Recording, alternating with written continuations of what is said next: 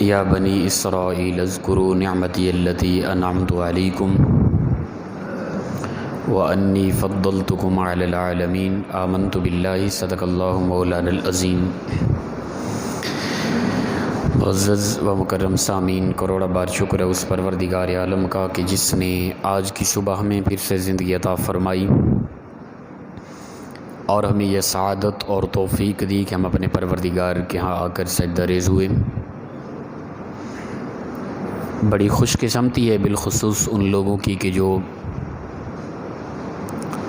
Regular اللہ کا یہ کلام سننے کی کوشش کرتے ہیں، وقت دیتے ہیں۔ آپ نے کئی مرتبہ سماعت کی حدیث مبارکہ کے الفاظ ہے، مفہوم حدیث ہے کہ جو کوئی بندہ دین کے علم حاصل کرنے کے لیے چند ایک سبق، ایک حدیث مبارکہ روزانہ سنتا ہے، وقت دیتا ہے یا بیان کرتا ہے یا اس کو یاد کرتا ہے، جس طرح کہ آپ ریگولر درس قرآن سنتے ہیں، فرمایا کچھ لمحہ جو بندہ دیتا ہے نا، پروردگار اس کے نامہ اعمال میں پوری رات کی عبادت کا ثواب لکھ دیتا ہے۔ جس طرح نماز کا وقت ہم دیتے ہیں اس کے مطابق اتنی مقدار ہم درس کے لیے بیٹھتے ہیں تو اس قدر اجر و ثواب ہے۔ اللہ تعالیٰ فرماتا ہے یا بنی اسرائیل، اے بنی اسرائیل، اے اولاد یعقوب، یاد کرو میری اس نعمت کو جو میں نے تم پر کی۔ یہ نعمتیں پیچھے ساری گنتی کرائی گئی مکمل طور پہ۔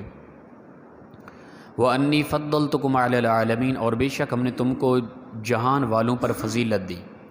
تمام جہان میں سب سے زیادہ فضیلت والے بنی اسرائیل تھے، اللہ نے ان کو فضیلت دی اس دور میں۔ اسے مراد یہ نہیں کہ اس امت سے بھی زیادہ وہ افضل تھے، نہیں، کنتم خیر امہ، سب سے بہترین امت یہ امت ہے۔ آخری امت، آخر الزمان نبی کی یہ امت تمام امتوں کی سردار امت ہے۔ جس طرح کہ رسول اللہ صلی اللہ علیہ وسلم امام الانبیاء ہیں، اسی طرح یہ امت تمام امتوں کی امام ہے۔ جس طرح رسول اللہ صلی اللہ علیہ وسلم تمام نبیوں کے سردار ہیں، اسی طرح یہ امت تمام امتوں کی سردار ہے۔ تو لہٰذا اس دور میں پورے جہان میں سب سے زیادہ فضیلت والی قوم بنی اسرائیل کی تھی۔ یہ نہیں کہ آدم سے لے کر آخری انسان تک سب سے زیادہ فضیلت ان کی، ایسا نہیں ہے، اسی دور کے متعلق بات ہو رہی ہے۔ فرمایا کہ تم ہماری ان نعمتوں کو یاد کرو اور ان نعمتوں کو سامنے رکھ کے اپنے پروردگار کا ذکر و اذکار کرو، اس کے ساتھ شرک نہ کرو، شرک سے باز آ جاؤ۔ فرمایا کہ وَاتَّقُوا يَوْمَ لَا تَجْزِي نَفْسٌ عَن نَفْسٍ شَيْئًا، اور ڈرو اس دن سے کہ جس دن نہیں کوئی کسی کو جزا دے سکے گا، کوئی نفس کسی نفس کو، کوئی جان کسی جان کو کوئی فائدہ نہ پہنچا سکے گی، اس دن سے ڈرو۔ الیس اللہ بأحکم الحاکمین، تمام حاکموں کا وہ حاکم ہے۔ قیامت کے دن ہر چیز انسان سے بری ہو جائے گی، وہ چاہے انسان کا ذاتی جسم بھی ہے نا، یہ بھی انسان سے بری ہو جائے گا۔ وہ اس طرح کہ یہ ہاتھ گواہی دیں گے، یہ پاؤں گواہی دیں گے، انسان کی زبان، انسان کے کان، انسان کی آنکھیں خود گواہی دیں گی کہ اے پروردگار، یہ بندہ ہمارے ساتھ کیا کیا کرتا رہا۔ پروردگار نے زبان کس لیے عطا کی، اس زبان سے ہم کیا کچھ بول جاتے ہیں۔ قیامت کے دن یہ زبان میرے کنٹرول میں نہیں ہوگی کہ میں جو چاہوں یہ وہی لفظ نکالے، ایسا نہیں ہوگا۔ یہ زبان وہ بولے گی جو پہلے ہو چکا تھا، میرے کنٹرول سے باہر ہوگی، اللہ کا اذن چلے گا اس وقت صرف۔ اگرچہ اب بھی اللہ کا اذن چل رہا ہے، ہمارا چلنا پھرنا، اٹھنا بیٹھنا، کھانا پینا، ہماری زندگی، ہمارا آرام و سکون، ہماری عیش و عشرت، ہماری تکلیفیں، ہماری بہتریاں، سب کچھ یہ اللہ کے اذن سے ہیں، لیکن اس نے کچھ اختیار ہمیں بھی دے رکھا ہے نا۔ میں اور آپ نماز کی طرف نہ آتے تو اس نے اختیار دیا ہے، ہم پڑے رہتے بستر میں، ہمیں اختیار تھا، ہمارے پاس طاقت ہے، اٹھ کے چلے آئے، نہ آتے تو وہ کچھ کہنے والا نہیں ہے فی الفور۔ ہم غلط راہوں پر چلے جاتے ہیں، غلط راستے پر جب چلتے ہیں تو اس نے ہمیں اختیار دیا ہے، بندے جو چاہے کرتا پھر اب۔ لیکن یہ ساری زندگی کا ہر لمحہ، ہر معاملات تجھ سے پوچھے گا تیرا رب۔ لیکن قیامت کے دن میں چاہوں کہ میں اس طرف جاؤں میرے پاؤں اس طرف چل پڑیں، ایسا نہیں ہوگا۔ میں چاہوں کہ اپنے ہاتھوں کے ذریعے یہ کروں اور میرے ہاتھ میری مان کے وہ کریں گے، ایسا نہیں ہوگا۔ میں چاہوں گا اپنی زبان کے ذریعے یہ بولوں اور میری زبان میرے ارادے کے مطابق گفتگو کرے، ایسا نہیں ہوگا۔ میں چاہوں گا اپنی نظریں جس طرف چاہوں دیکھوں اور میں جو ارادہ کروں میری آنکھیں وہی دیکھیں، ایسا نہیں ہوگا۔ بلکہ اس دن میرا جسم کا ہر عضو اللہ کے اذن کا منتظر ہوگا کہ پروردگار کیا کہتا ہے، جو حکم ہوگا یہ وہ کریں گے، اور یہ زندگی میں جو کچھ ہم ان کے ساتھ کرتے رہے یہ بولیں گے۔ دوسرے انسان کا فائدہ تو بعد کی بات اپنے جسم انسان کے خلاف ہو چکا ہوگا اس وقت۔ تو لہٰذا اگر ہم اچھائی کریں گے، نیکی کریں گے، بھلائی کریں گے، خیر کا کام کریں گے، پھر ہمارا ہر جسم کا عضو ہماری وہ نیکیاں، بھلائیاں، خیر کے کام اللہ کے ہاں بتائیں گے اور گواہ ہوں گے۔ بلکہ یہ زمین، یہ دھرتی بھی گواہ ہوگی، جس جگہ پہ ہم نے اچھا کام کیا، نیکی کی، عبادت کی، اللہ کا ذکر و اذکار کیا۔ مثال کے طور پہ جس جگہ پہ نماز پڑھی، سجدہ کیا نا، وہ جگہ گواہی دے گے پروردگار اس تیرے بندے نے مجھ پر تیری یہ عبادت کی تھی۔ اسی لیے کہتے ہیں نا کہ جب نماز فرض ہو جاتی ہے نا، اس کے بعد بقیہ نماز اگر مسجد میں پڑھنی ہے تو جگہ کو تبدیل کر لیں، تاکہ اور زیادہ زمین کے چھوٹے چھوٹے خطے، چھوٹی چھوٹی جگہیں ہماری عبادت کی قیامت کے دن کے لیے گواہ بن جائیں۔ تو فرمایا اس دن کوئی کسی کو نفع نہ دے سکے گا، اور نہ اس دن کسی کی کوئی دعا قبول کی جائے گی، اور نہ کسی کا کوئی معاوضہ قبول کیا جائے گا، اور نہ ہی کسی کی شفاعت قبول کی جائے گی، وَلَا هُمْ يُنصَرُونَ، نہ کوئی کسی کے مددگار ہوگا۔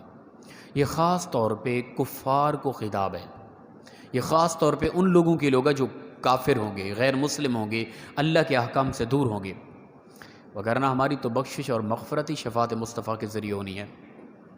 ہماری یہ عبادتیں، ہماری تسبیح و تحلیلات، ہماری تہجدیں، ہماری نوافل، ہمارے صدق و خیرات، ان کی وجہ سے نہیں، بلکہ بنیادی ہمارا حساب و کتاب بھی اللہ کے نبی کی شفاعت کے ذریعے ہی شروع ہونا ہے، اور ہماری مغفرت، ہماری بخشش ہی اللہ کے نبی صلی اللہ علیہ وسلم کی شفاعت کے ذریعے ہی ہونی ہے۔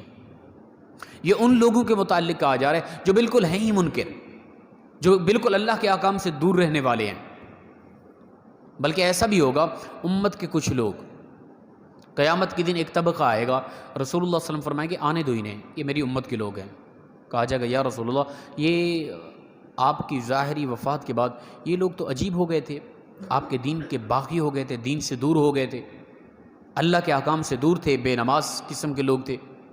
اللہ کے نبی صلی اللہ علیہ وسلم بھی ان کی شفاعت نہیں کریں گے۔ کچھ ایسا طبقہ بھی ہوگا، بتائیں وہ کیا کریں گے؟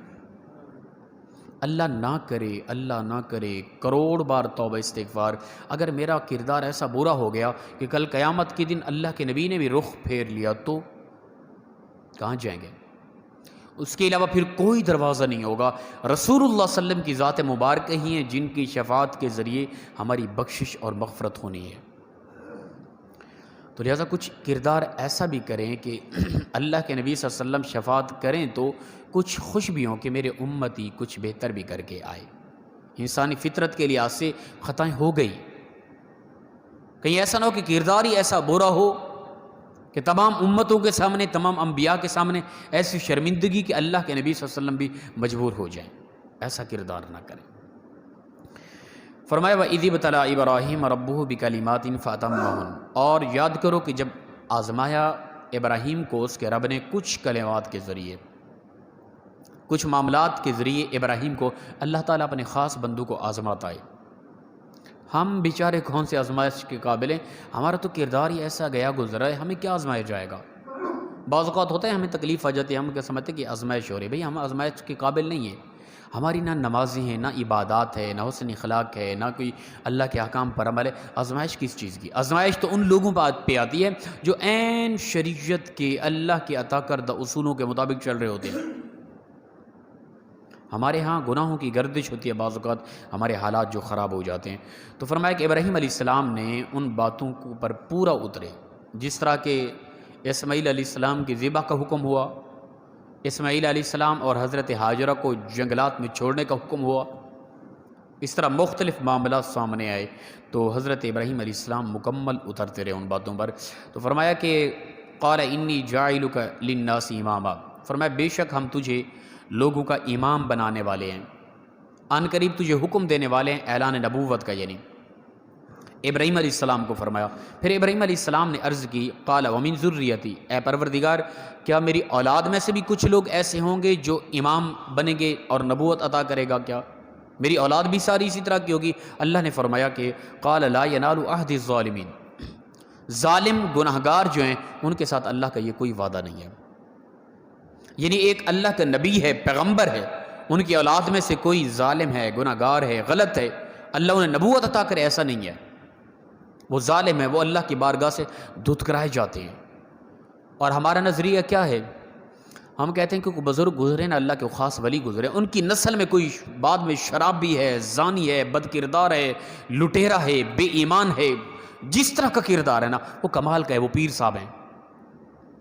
اللہ فرماتا ہے کہ نبیوں کی اولاد میں سے بھی کوئی ظالم ہوگا، غلط ہوگا، وہ بھی دھتکرا دیا جائے گا اللہ کی بارگاہ سے۔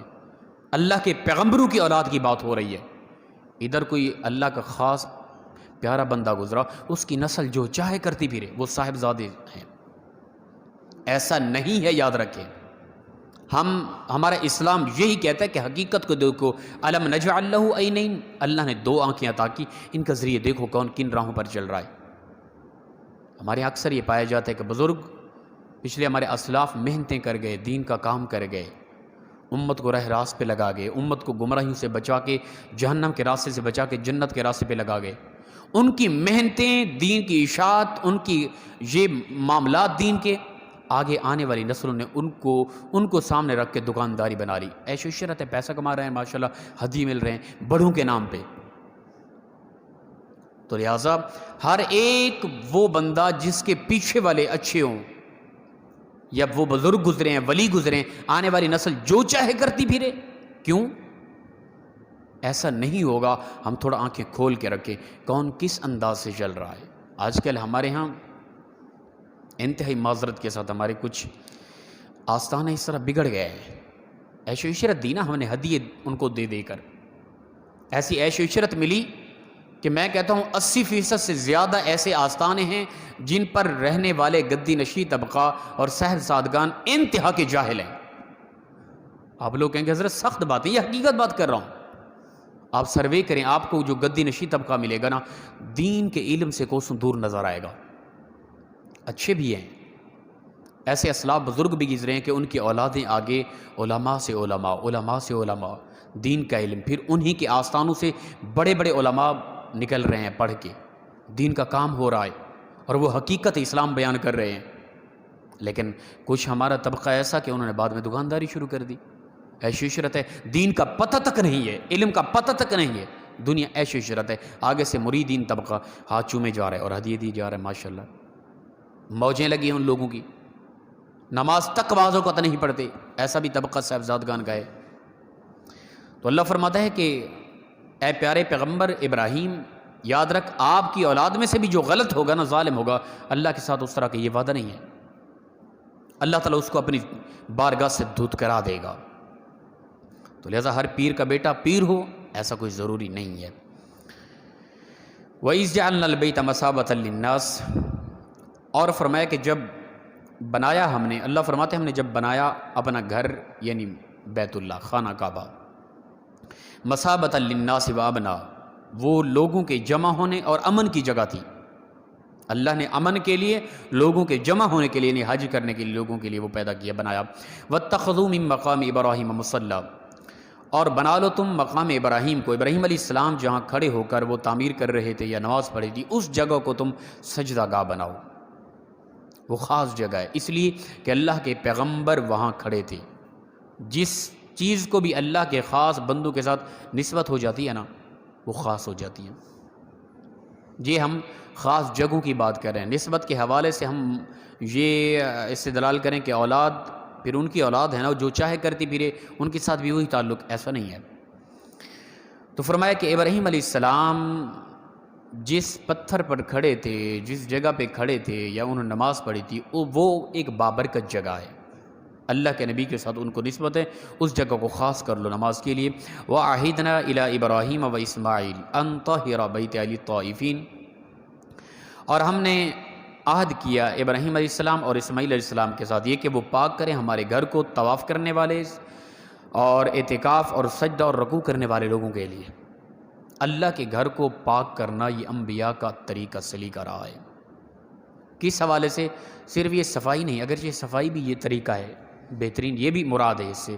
دوسرا یہ ہے کہ اللہ کا جو بھی گھر ہے نا وہ امن کا گہوارہ ہے، اس کے اندر کوئی سیاست چلانا، اس کے اندر کوئی معاملات چلانا، اس کے اندر کوئی چدراہٹ چلانا، یہ کوئی طریقہ نہیں ہے۔ یہاں امن ہے ماشاءاللہ، یہاں بہتر انداز ہے۔ اکثر مساجد کے اندر یہ عمل انتظامیہ کی طرف سے ہوتا ہے، یا کچھ لوگ ہوتے ہیں ایسے بعض اوقات، وہ بڑے اپنے آپ کو ماشاءاللہ کچھ محسوس کرتے ہیں، اور مولوی طبقے کے آ کے روب جمانا، اور پھر مسجد کے حوالے سے اگر وہ مین عہدہ ملا ہوا ہے اسے، تو وہاں آ کے اپنی چدراہٹ چلانا اللہ کے گھر میں، ایسا نہیں ہے، یہ غلط ہے۔ اللہ کے گھر میں ہر بندہ خادم ہے، بمائے آپ کے بمائے میرے، ہم نے اللہ کے گھر کی خدمت کرنی ہے، دین کا کام کرنا ہے مل کر۔ یہ نہیں کہ میں کہوں کہ میں تو ماشاءاللہ خطیب ہوں، میں تو فلاں فلاں کیا کچھ محسوس کروں، ایسا نہیں ہے۔ میں بھی ایک حوالے سے آپ لوگوں کو خادم ہوں کہ دین کی خدمت کر رہا ہوں آپ لوگوں کے حوالے سے، آپ لوگ ایک حوالے سے ہمارے خادم ہیں کہ آپ لوگوں نے ہماری دنیاوی اور ہر لحاظ سے آپ نے لوگوں نے ہماری خدمت کرنی ہے۔ تو اللہ کے گھر کا ہر بندہ خادم ہے۔ یہاں چدراہٹ، یہاں سیاست، یہاں بقیہ معاملات یہ بالکل حرام ہے اور ناجائز ہیں۔ اس حوالے سے اللہ کے گھر کی اپنا حرمت کی پامالی ہوتی ہے، اور یہ دیکھا بھی گیا ہے۔ کئی ایسے معاملات ہمارے سامنے، ادھر فیصل آباد کی بات، ایک مسجد کے اندر مولوی صاحب کے ساتھ جھگڑا کر دیا، مولوی صاحب کو علیاذ باللہ مارا، وہ کوئی قصور خاص نہ تھا۔ جب ہم پہنچے، ہمیں بلایا، وہ ہماری کچھ عزت کرتے تھے، تو اس وقت ہم نے جا کے انتظامیہ کو سمجھایا کہ انتظامیہ کا معنی یہ نہیں کہ چودھری بن جائیں آپ لوگ اور امام خطیب پر جو چاہے روب ڈالتے رہیں اور نوکروں والا انداز اپنا ان کے ساتھ، ایسا نہیں ہے۔ جو امام اور خطیب ہوتا ہے وہ ایک روحانی باپ ہوتا ہے، اسے عزت دو، وہ تمہاری جنازے پڑھانے والا ہے، وہ تمہیں دین کی باتیں سمجھانے والا ہے۔ ان کے ساتھ اگر یہ رویہ رکھو گے، قیامت کے دن تو امام کے ساتھ بلایا جائے گا، یوم ندعو کل اناس بامامہم، اللہ فرماتا ہے قیامت کے دن ہر بندے کو اس کے امام کے ساتھ بلایا جائے گا۔ امام اور مقتدی کا ایسا عظیم رشتہ ہے کہ ماں باپ اور بہن بھائی اولاد ایک دوسرے سے جدا ہوں گی، لیکن امام کے ساتھ ہر مقتدی کو بلایا جائے گا۔ پھر کیا کہیں گے کہ یا اللہ ہم نے اس کو امام بنا کے رکھا تھا یا غلام؟ تو لہٰذا اس ماحول کو بہتر کریں، یہ ہے دراصل اللہ کے گھر کی پاکیزگی اور صاف ستھرائی۔ فرمایا وَإِذْ قَالَ ابراہیم ربی اجعل ھذا بلدا آمنا، اور جب کہا ابراہیم نے، پھر دعا مانگی ابراہیم علیہ السلام نے، اے پروردگار، اے میرے رب، تو اس شہر کو امن والا بنا دے، اس میں رہنے والے لوگوں کو امن والا بنا دے، اور اس میں رہنے والے لوگوں کے لیے اپنا پھلات کی رزق کی وسعت کر دی، زیادہ سے زیادہ ان کو پھل عطا کر۔ من آمن باللہ والیوم الآخر، جو کوئی بھی ایمان لائے ان میں سے اللہ پر اور آخرت کے دن پر، ان کے لیے امن بھی ہے اور رزق کی وسعت بھی ہے، دنیا میں بھی آخرت میں بھی۔ قال ومن کفر فامتعہ قلیلا، اور فرمایا کہ جو کوئی اس کے بعد کفر کرے گا فامتعہ، بس اس کے لیے نفع تو ہے دنیا میں رہے گا، چاہے وہ کافر ہے، مشرک ہے، دہریہ ہے، اللہ کے ساتھ شرک کرتا ہے، بتوں کی پوجا کرتا ہے، چاند ستارے سورج کی پوجا کرتا ہے، یا آگ کو پوجتا ہے، یا جو کچھ بھی کرتا ہے نا، پروردگار دنیا میں اسے رزق دے گا۔ ایسا نہیں ہے کہ وہ مشرک ہیں، بتوں کی پوجا کرنے والے، انہیں اللہ تعالیٰ رزق نہیں دے رہا، کیا عیش و عشرت کی زندگی ان کی ظاہراً۔ تو فرمایا کہ یہ دنیا کے اندر ان کو نفع ہے قلیلہ، تھوڑا سا، زندگی تھوڑی سی ہے، 50 سال 100 سال بڑی سے بڑی، تو یہ چھوٹا سا لمحہ ہے۔ مرنے کے بعد یہ ساری زندگی کو تخیلات کی دنیا میں جا کے کلوز کریں، ایک لمحے سے پہلے گزر گئی ہے۔ مثال کے طور پہ جس دن میں اور آپ پیدا ہوئے، اس دن سے اس لمحہ، جو موجودہ لمحہ ہے، ہم بیٹھے ہیں درس سن رہے ہیں، اس لمحے تک ہم موازنہ کریں اور تخیلات کی دنیا میں جا کے اپنی پیدائش کے دن سے آج کے لمحے تک گزریں، تصورات میں جا کے ایک سیکنڈ سے بھی پہلے یہ زندگی گزر گئی ہے۔ اسی طرح دنیا کی زندگی، اللہ فرماتا ہے تھوڑا سا لمحہ ہے، تھوڑا سا نفع ملے گا، اور پھر ثم استرہ الی عذاب النار، پھر پروردگار ایسے لوگوں کو ذلیل و رسوا کر کے آگ کے عذاب کی طرف دھکیل دے گا۔ وبئس المصیر، کتنا برا ٹھکانہ ہے وہ۔